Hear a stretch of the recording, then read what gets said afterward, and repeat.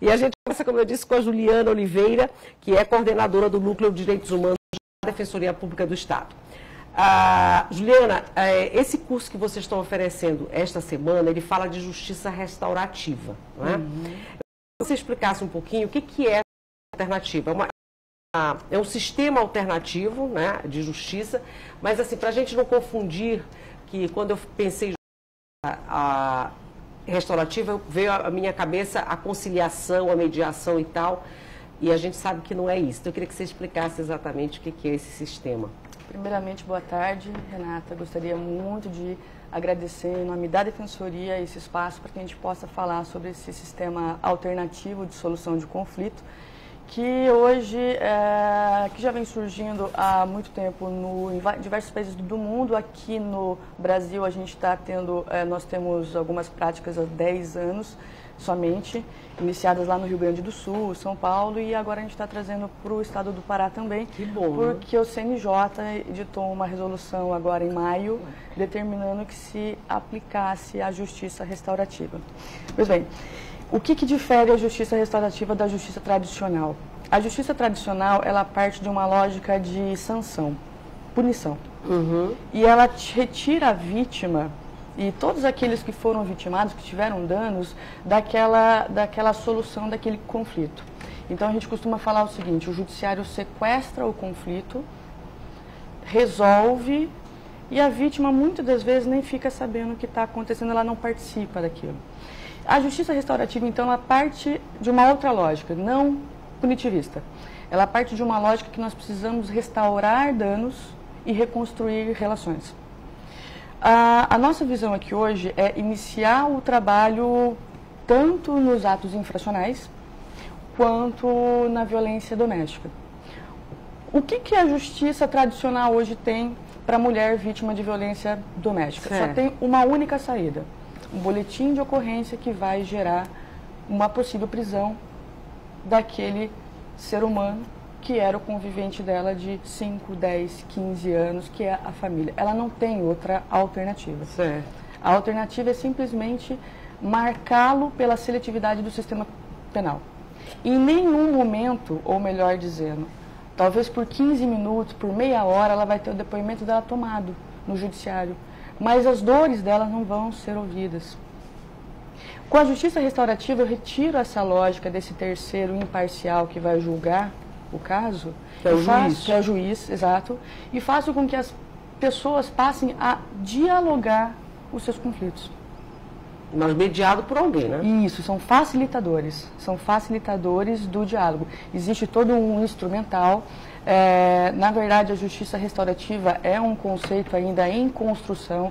Nós temos várias espécies de justiça restaurativa. Vamos utilizar uma que chama de círculo de construção de paz, que é a mesma logística que está sendo utilizada no Rio Grande do Sul com muito êxito. O Rio Grande do Sul sempre à frente, né? Em matéria jurídica, sempre à frente, né? Nós temos grandes talentos aqui no Pará também. Não, com certeza, mas não é verdade. Não, de fato. Na questão da inserção de práticas, assim, nós temos de ponta, direito achado na rua, temos bastante coisa interessante. Mas, enfim, então, na verdade, vocês vão escolher um viés, digamos assim, para praticar essa justiça restaurativa, é isso? A nossa ideia é dar uma capilaridade para esse sistema alternativo de solução de conflitos. A gente já parte daquela lógica de que o judiciário está sobrecarregado, o judiciário está assoberbado, você não tem hoje, de fato, uma resposta para o seu conflito, e muitas vezes, Renata, vamos ser sinceros, uma sentença de um juiz, por exemplo, em matéria de família, ela muitas vezes não surte efeito. E não é pela falta de autoridade do juiz, não estou querendo dizer isso. É porque é uma lei abstrata aplicada a uma situação que, de repente, não é aquela que foi pensada pelo jurista, pelo legislador. Então, imagine o que se tem hoje de letra fria da lei. Uma mulher com 2 filhos, ela acaba sofrendo alguma violência doméstica do marido, que se sabe que não é somente física, né? Pode ser patrimonial, moral, psicológico, enfim, e ela resolve fazer um boletim de ocorrência contra o seu marido. E ele vai preso.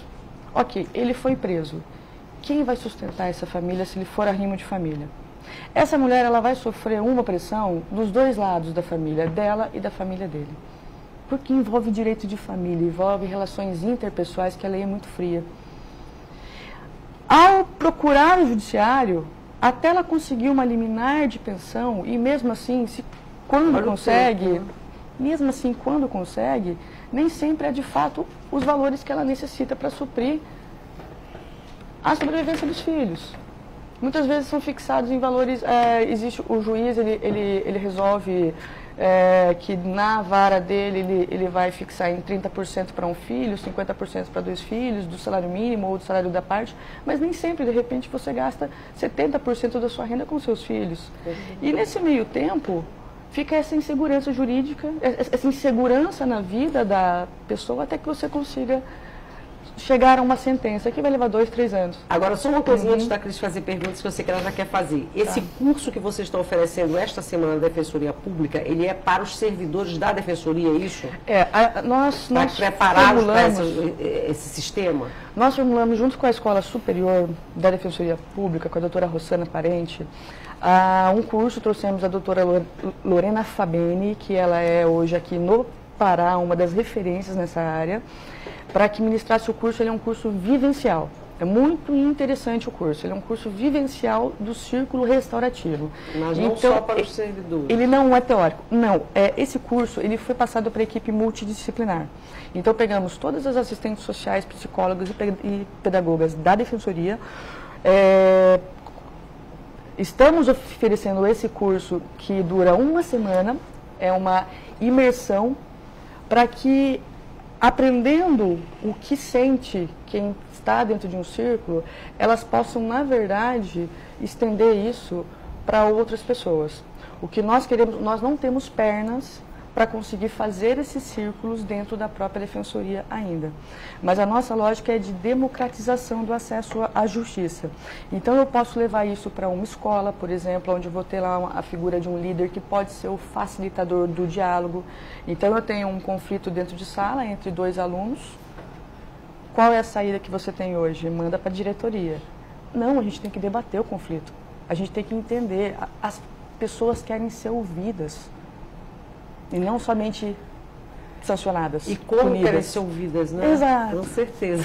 Cris, você quer fazer alguma pergunta? Esses sistemas alternativos, a gente sabe que eles estão sendo postos, e justamente, corretamente, no sentido de humanizar um pouco as instituições, de trabalhar a questão da democratização, dos maiores possibilidades de debates, mas neste caso especificamente, não pode ser confundido essa possibilidade, essa alternativa, com o fato de minimizar os danos que possam estar sendo provocados por conta do conflito gerado. Perfeito. Política de redução de danos, é exatamente isso. A ideia é que a gente consiga trabalhar melhor a subjetividade daquele que está inserido dentro de um conflito. A lei ela é muito fria, ela trata de forma objetiva.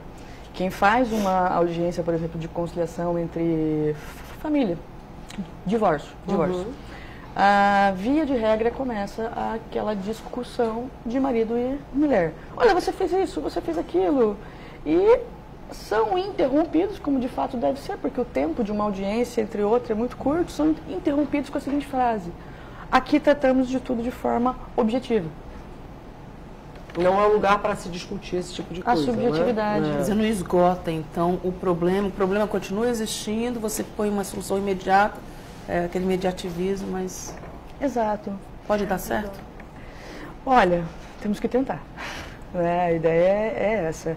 A ideia é que a gente tem que tentar. Eu costumo dizer até que, assim, nós chegamos a uma imaturidade emocional, fruto desse próprio individualismo, né, que estamos inseridos, em que a gente não consegue debater os nossos conflitos. A frase que mais se ouve na rua é: procure os seus direitos. É verdade. Começa aí. Ou quando eu atendo alguém, uma mulher vítima de violência doméstica, e eu digo a ela, eu falo assim: mas o que a senhora quer? Ela fala assim: doutora, o que o juiz me dá tá bom. Não, mas eu preciso que a senhora me diga o que a senhora quer para eu poder pedir ao juiz. Não, o que o juiz me der tá bom. Ou seja, você enxerga que hoje as pessoas, elas estão colocando os seus conflitos na mão de um terceiro, elas não estão querendo solucionar os seus próprios conflitos. Agora, olha só, na prática, como é que funciona? Assim, se hoje eu tiver um conflito, outra pessoa, enfim, tem um conflito que quer resolver, ela não vai acionar o poder judiciário, né, por meio de um advogado. Ela não quer isso. Ela quer discutir essa questão por meio desse sistema que é a justiça restaurativa. Ela tem como fazer isso hoje aqui no Pará, aqui em Belém? Olha, hoje não. Nós já tínhamos na defensoria, no núcleo do homem, porque são várias espécies de círculo. Você tem o círculo de empoderamento da mulher, você tem o círculo de construção de paz ali entre o casal, você tem o círculo de reflexão, que é o que nós já temos dentro da defensoria, que é como se fosse um anon, mas para maridos que cometem agressão. Quer dizer que a defensoria hoje conta com esses círculos, mas sempre em relação à agressão contra a mulher, violência contra a mulher, é isso? Vocês só estão trabalhando por hora dentro desse conflito, dessas questões? Nós só temos hoje o círculo de reflexão dos homens. Nós não temos como encampar o círculo de construção de paz entre todos os casais, porque a demanda é enorme, né? É enorme. Mas assim, a lógica que foi traçada com a gestão hoje da Defensoria Pública foi que o nosso papel, já que a gente não pode fazer com que esses casos sejam atendidos, então que a gente tenha o curso e que a gente consiga estender esse curso para outros lugares. Então, por exemplo, um padre pode fazer isso, um pastor, um líder comunitário. Então, a ideia é que a gente pegue os nossos servidores que vão estar treinados e que leve para tentar resolver. Leve para outros lugares, para as escolas, para que a gente consiga ensinar o método. Eles estão trazendo a comunidade, assim. O interessante da justiça restaurativa é que ela tira esse monopólio da justiça do Poder Judiciário. Do Poder Judiciário. Né? Agora, uma coisa que me preocupa também é... Quando você procura o Poder Judiciário, não é? O juiz vai, como você disse, dar uma sentença, né? Então, vai resolver o conflito, que é isso que se busca, não é? Quando se procura o Poder Judiciário. E aí essa sentença tem força, tem que ser cumprida, né? E na Justiça Restaurativa, você vai resolver entre as partes isso, e o outro lado, assim, para que aquilo seja concretizado, seja realizado, porque o meu receio as pessoas têm que ter uma maturidade grande para entender que aquilo foi resolvido e vai ter que ser cumprido. E se não for, quem é que vai coagir, né? Quem é que vai dizer, não, você tem que cumprir isso? A ideia, Renata, seria do seguinte: você constrói a própria solução do seu conflito, a chance de que seja cumprida a sua palavra é muito maior do que se for imposta por um terceiro. Então, assim, não vai ser imposto um acordo. A ideia justamente é essa, né? Exatamente. É que a gente saia desse... A pessoa vai ela mesma construir como ela pode reparar o dano que ela causou. Ela vai conseguir enxergar. O que acontece? Assim, eu adoro esse tema, é muito interessante. Quando você está diante de um conflito no fórum, todas as pessoas acabam tendo uma postura beligerante, de guerra. O clima no fórum é de guerra. Cada um com seus advogados, todo mundo muito bem vestido, perfumado, com a lógica de que quem vai ganhar, quem tem a maior vaidade aqui, quem é o melhor, quem estudou mais. Dos advogados, dos promotores, de todo mundo. Ou seja, o que você mais vê no fórum é mentira. Porque se você contar a verdade ali, a lei é muito fria. Se o marido chegar e falar assim, bati mesmo, sai dali preso. Ele não pode confessar. Num círculo de restauração de paz, ele pode confessar. Porque ele não vai sair dali preso. Então você quebra essa postura beligerante, você quebra uma postura de guerra, você constrói de fato uma cultura de paz. Na verdade, você acaba exigindo uma maturidade, né? A pessoa tem que construir uma maturidade ali que cá para nós. Assim, em alguns momentos ela não é muito fácil. Tomara que se consiga, é excelente, a gente sabe disso, é o ideal. Mas assim, eu acho que as pessoas, quando não falam o que não pode ser falado, tem aquela coisa do medo também, né? A própria mulher, quando chega numa situação de conflito, pós-violência, ela vai querendo que alguém a ajude, mas ao mesmo tempo fica com aquele receio, tem o quesito amor também, né? Será que ela depois disso tudo não vai voltar, depois com o marido, e as cenas não vão se repetir? É aí que eu acho que pode realmente funcionar essa construção, essa tentativa de construir a maturidade. Mas não é fácil você trocar isso Você disse que já funciona bem em outras capitais do país, em outros lugares do mundo, não com violência doméstica. Com violência doméstica? Não. Nesses outros lugares funciona com que tipo de ato conflito? infracional, menores e infratores. Está utilizando bastante isso. Mas eu consigo visualizar a justiça restaurativa em qualquer seara do direito, em qualquer conflito. Talvez, eventualmente, não seja tão exitosa com grandes empresas, por exemplo. Talvez tentar isso em um conflito como Vale. No direito penal, não, né? Não, no direito penal. Até no direito penal você acha que pode... Nasceu daí, inclusive, nasceu daí. A lógica é que você visualiza o crime sob uma outra ótica. A visualização do crime como algo normal. Então, imagine o seguinte, se rouba pelos mesmos motivos pelos quais normalmente você compra, porque você quer ter aquilo. Aí a gente raciocina o seguinte, mas por que a violência? Por que aquele menino de 15 anos, além de roubar, cometeu a violência? Se você compreender que aquele menino foi violentado desde que nasceu,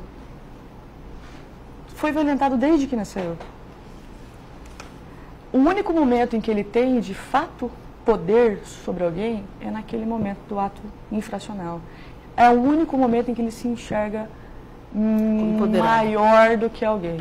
Porque ele sempre se enxerga menor do que todo mundo. E é por isso que ele comete aquilo. Então você precisa trabalhar o crime sobre uma outra ótica. Eu acho assim, eu não tenho que achar nada aqui, na verdade, mas enfim. Mas é complicado. Mas enfim, é uma proposta inovadora, ousada e bem diferente. E, enfim, e pode dar muito certo, e você já disse que dá muito certo, mas eu fico pensando que a gente vive um momento que parece que a sociedade toda quer o oposto disso. Toda não, estou sendo exagerada, mas uma grande parte quer o oposto. As pessoas querem mais punição, mais penas, né? E, enfim, o mundo está tão violento, mais disciplina, né? E talvez aí seja, por isso que a ideia talvez seja bastante interessante no momento desses, né? Porque o Brasil, especialmente, vai nessa onda de punir, de prender, né? De castigar, que me parece que alguns países do mundo vão por outro lado, como você citou, a justiça restaurativa. Mas eu penso que é uma proposta que precisa ser muito bem explicada, né? Porque a reação a reação contrária deve ser muito grande, né? Sim. Já que a gente vive, como eu disse, esse momento mais forte ainda de punição mesmo. Tem que prender, tem que ir para a cadeia, tem que matar, tem que não sei o quê, pena de morte, a população armada, quer dizer, é o oposto de tudo que você está falando aqui, né? Então, há que ter um diálogo aí, uma proposta muito bem colocada, né? Mas, na verdade, isso que tu disses reforça o meu argumento. Exatamente. As pessoas não querem dialogar. As pessoas querem colocar na mão do Estado. Olha, Estado, tira isso da minha frente. Né?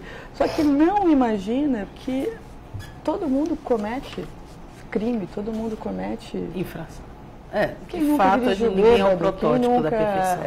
Quem nunca difamou alguém, quem nunca caluniou alguém.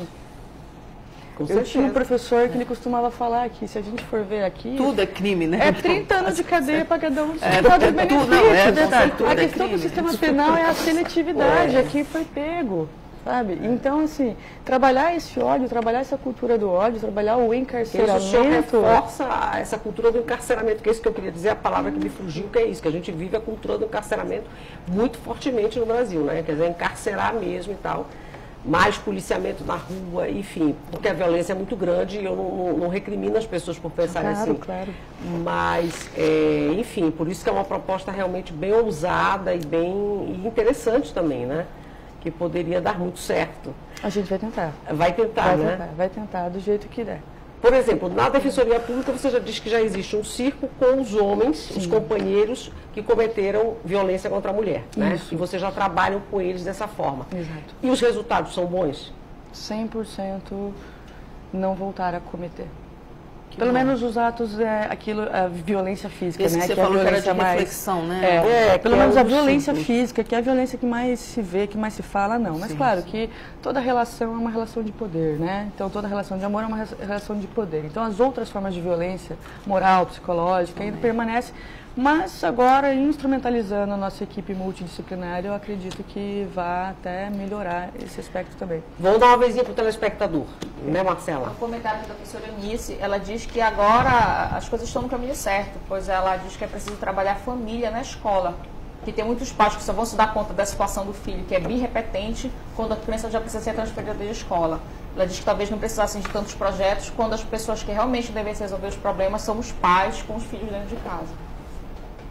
Essa é a Se ideia. dentro de casa se praticasse O diálogo, né? o diálogo, essa tentativa de resolução de conflitos dessa forma, porque isso dá trabalho, né? Exatamente. Mas assim, você colhe os frutos muito rapidamente. A ideia é que você fala assim, vai começar isso, vai colher os frutos daqui a anos. Não, você colhe os frutos muito rapidamente. Pegando esse caso, por exemplo, você vai ter 2 meninos que estão se estapeando lá na escola, que está xingando a professora, que está dando trabalho. Provavelmente eles estão tendo algum problema em casa. Estão ali para tentar chamar a atenção de alguém. Eles querem que alguém lhes dê atenção. Isso aí é psicologia básica, pedagogia básica. Bom, pois bem, se eu coloco numa roda de diálogo os pais, os alunos que participaram e deixo todo mundo falar, num ambiente seguro, cada um na sua hora, existe toda uma metodologia, Claro, né? Não é uma coisa muito aberta, existe uma metodologia que os facilitadores aprendem, é isso que eles estão lá hoje aprendendo. Se você coloca, você consegue fazer com que esse menino exprima o porquê ele está fazendo isso. Muitas vezes ele está fazendo aquele ato de violência porque ele está se sentindo agredido. E a gente precisa acabar com a agressão dele para que ele... E identificar onde é essa agressão, a causa do problema, né? Talvez seja mais Exatamente. fácil. Me veio agora à cabeça uma coisa meio maluca, que assim, reunião de condomínio é meio justiça restaurativa sem os facilitadores, né? Exatamente. Geralmente é um caos. Sem a metodologia. Quem nunca Exatamente. passou só falta se estapear. Mas é mais ou menos isso, só que falta a gente treinada para Exatamente, para ter calma. facilitar, né? Exatamente. Que nunca é o síndico. Exatamente. Mas é mais ou menos isso, você reúne as pessoas e Você vai. dá uma certa aula de Essa psicologia, porque eu lógica. tanto quanto uma aula de psicologia. Isso Essa daí, os lógica. defensores. A lógica é essa, com gente treinada e tal, para fazer essa mediação. Mas a ideia desse curso foi exatamente formar uma equipe que a gente possa utilizá-la para formar, inclusive, os defensores e quem quiser participar depois. Essa equipe vai ter que trabalhar bastante. Juliana, a gente chegou no finalzinho, mais ou menos no finalzinho da tua entrevista. Se você quisesse dar mais alguma informação que a gente não perguntou, que você acha necessário em relação mesmo a esse serviço que a Defensoria já tem, ou o que vocês vão oferecer daqui para frente, pode fazer isso. Tá, Renata, bom, gostaria então de deixar como mensagem para que as pessoas repensassem essa cultura de ódio, repensassem essa questão do encarceramento em massa. Isso vai na contramão de todos os ensinamentos bíblicos, filosóficos que a gente possa ter. Misericórdia, era assim que Jesus falava, né? Ou o humanismo, a gente precisa enxergar o ser humano como humano e não como bicho, não como afastado da gente. E então repensar essa cultura de ódio, chamá-los para uma cultura de paz, com paciência, com ouvir o outro. E assim que a gente tiver com essa equipe montada, bem treinada, que nos abram as portas, que nós vamos querer ensinar esse método para muita gente. É isso.